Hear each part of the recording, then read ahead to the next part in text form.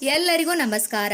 ಹಿಂದೂಗಳ ಹೃದಯ ಸಾಮ್ರಾಟ ಮರ್ಯಾದ ಪುರುಷೋತ್ತಮ ದಶರಥ ನಂದನ ಶ್ರೀರಾಮ ಹುಟ್ಟಿದ ದಿನವನ್ನ ಶ್ರೀರಾಮನವಮಿ ಹಬ್ಬವೆಂದು ಆಚರಣೆ ಮಾಡಲಾಗುತ್ತಿದ್ದು, ರಾಮನವಮಿ ಸಕಲ ಹಿಂದೂ ಧರ್ಮ ಸಂಜಾತರಿಗೂ ಭಾರತದಲ್ಲಿ ಒಂದು ಜನಪ್ರಿಯ ಧಾರ್ಮಿಕ ಹಬ್ಬವಾಗಿದೆ. ಶ್ರೀರಾಮ ರಾಮಾಯಣದ ಕಥಾನಾಯಕನಾಗಿದ್ದು, ಆದಿಕಾಲದ ಭಾರತದ ಅಯೋಧ್ಯೆಯ ರಾಜನೆಂದು ಕರೆಯಲಾಗುತ್ತದೆ. ದಶರಥ ಮಹಾರಾಜ ಶ್ರೀರಾಮನ ತಂದೆಯಾಗಿದ್ದು, ಹಿಂದೂ ಸಂಪ್ರದಾಯದಲ್ಲಿ ರಾಮನನ್ನು ವಿಷ್ಣುವಿನ ಅವತಾರವಾಗಿ ಪೂಜಿಸಲಾಗುತ್ತದೆ. ರಾಮನವಮಿ ಹಬ್ಬವನ್ನು ಚೈತ್ರ ಮಾಸದ 9ನೇ ದಿನದಂದು ಆಚರಣೆ ಮಾಡಲಾಗುತ್ತದೆ.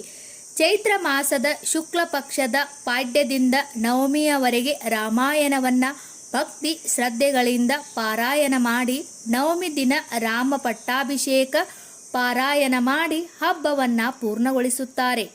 ರಾಮನವಮಿ ಹಬ್ಬ ಅತ್ಯಂತ ಸರಳ ಹಾಗೂ ಸುಲಭವಾಗಿದ್ದು, ಈ ಹಬ್ಬವನ್ನು ದೇಶದ ಆದ್ಯಂತ ಬಹಳಷ್ಟು ಸಂಭ್ರಮ ಮತ್ತು ಸಡಗರದಿಂದ ಆಚರಿಸಲಾಗುತ್ತದೆ.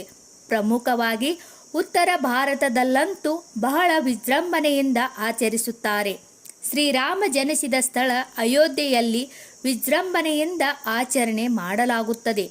ಹಬ್ಬದ ದಿನದಂದು ರಾಮನ ಭಜನೆ, ಕೀರ್ತನೆ ಹಾಗೂ ಮೆರವಣಿಗೆಗಳನ್ನು ನಡೆಸಲಾಗುತ್ತದೆ. ರಾಮನವಮಿಯಂದು ಸೂರ್ಯದೇವನ ಪ್ರಾರ್ಥನೆಯೊಂದಿಗೆ ಹಬ್ಬ ಆರಂಭವಾಗುತ್ತದೆ. ಏಕೆಂದರೆ ಶ್ರೀರಾಮನು ಸೂರ್ಯವಂಶನಾಗಿದ್ದು, ಶಕ್ತಿಯ ಪ್ರತೀಕವಾಗಿರುವ ಸೂರ್ಯದೇವರ ಆರಾಧನೆ ಮೂಲಕ ರಾಮನವಮಿ ಆರಂಭವಾಗುತ್ತದೆ. ಹಬ್ಬದ ದಿನದಂದು ರಾಮನ ಸ್ತೋತ್ರ ಹಾಗೂ ಭಜನೆಗಳನ್ನು ಹಾಡುವ ಮೂಲಕ ದೇವರನ್ನು ಸಂಪ್ರೀತಿಗೊಳಿಸಲಾಗುತ್ತದೆ. ಈ ದಿನ ದೇಶದ ಹಲವು ರಾಮ ಮಂದಿರಗಳಲ್ಲಿ ವಿಶೇಷ ಪೂಜೆಗಳನ್ನು ಸಲ್ಲಿಸಲಾಗುತ್ತದೆ. ಈಗಿನ ಅಯೋಧ್ಯೆಯಲ್ಲಿ, ತಮಿಳುನಾಡಿನ ರಾಮೇಶ್ವರನಲ್ಲಿ ರಾಮನ ಪೂಜೆಗಾಗಿ ಹಲವು ಕಾರ್ಯಕ್ರಮಗಳನ್ನು ಹಮ್ಮಿಕೊಳ್ಳಲಾಗುತ್ತದೆ. ಹಬ್ಬದ ದಿನದಂದು ಪ್ರತಿಯೊಬ್ಬರು ಜಾತಿ ಧರ್ಮವೆಂಬ ಕಟ್ಟಳೆಗಳನ್ನು ಬದಿಗೊತ್ತಿ ಕೋಸಂಬರಿ, ಮಜ್ಜಿಗೆ ಹಾಗೂ ಪಾನಕಗಳನ್ನು ಹಂಚುವ ಮೂಲಕ ಸೌಹಾರ್ದತೆಯನ್ನು ಮೆರೆಯುತ್ತಾರೆ.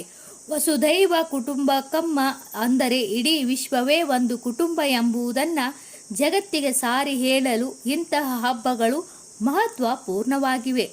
ಹಬ್ಬದ ಆಚರಣೆ.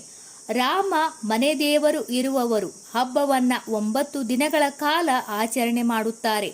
ಚೈತ್ರ ಮಾಸದ ಶುಕ್ಲ ಪಕ್ಷದ ಪಾಡ್ಯದಿಂದ ನವಮಿಯವರೆಗೆ ರಾಮಾಯಣ ಪಾರಾಯಣ ಮಾಡಿ, ನವಮಿ ದಿನ ರಾಮ ಪಟ್ಟಾಭಿಷೇಕ ಪಾರಾಯಣ ಮಾಡಿ ಹಬ್ಬವನ್ನು ಪೂರ್ಣಗೊಳಿಸುತ್ತಾರೆ. ಹೀಗೆ 9 ದಿನದ ರಾಮನ ಉತ್ಸವ ಆಚರಿಸಲಾಗುತ್ತದೆ. ರಾಮನವಮಿ ಆಚರಣೆ ಅತ್ಯಂತ ಸರಳವಾಗಿದೆ. ಸಾಮಾನ್ಯವಾಗಿ ರಾಮ ಪಟ್ಟಾಭಿಷೇಕ, ರಾಮ ಪಂಚಾಯತನದ ಪಟವನ್ನು ಇಟ್ಟು ಪೂಜೆ ಮಾಡುತ್ತಾರೆ. ಇದರಲ್ಲಿ ಶ್ರೀರಾಮನ ಜೊತೆಗೆ ಎಲ್ಲ ಸಹೋದರರು ಇರುತ್ತಾರೆ. ಶ್ರೀರಾಮಚಂದ್ರನಿಗೆ ಷೋಡಶೋಪಚಾರದಿಂದ ಪೂಜೆ ಮಾಡಬೇಕು. ಪಾನಕ ಕೋಸಂಬರಿಗಳನ್ನು ನೈವೇದ್ಯ ಮಾಡಿ ಇತರರಿಗೆ ಹಂಚಲಾಗುತ್ತದೆ. ರಾಮನ ಭಜನೆ ಹಾಡುಗಳಿಂದ ರಾಮನ ಧ್ಯಾನ ಮಾಡುತ್ತಾರೆ. ಮತ್ತೊಂದು ವಿಶೇಷವೆಂದರೆ ರಾಮನಾಮ ಬರೆಯುವುದು.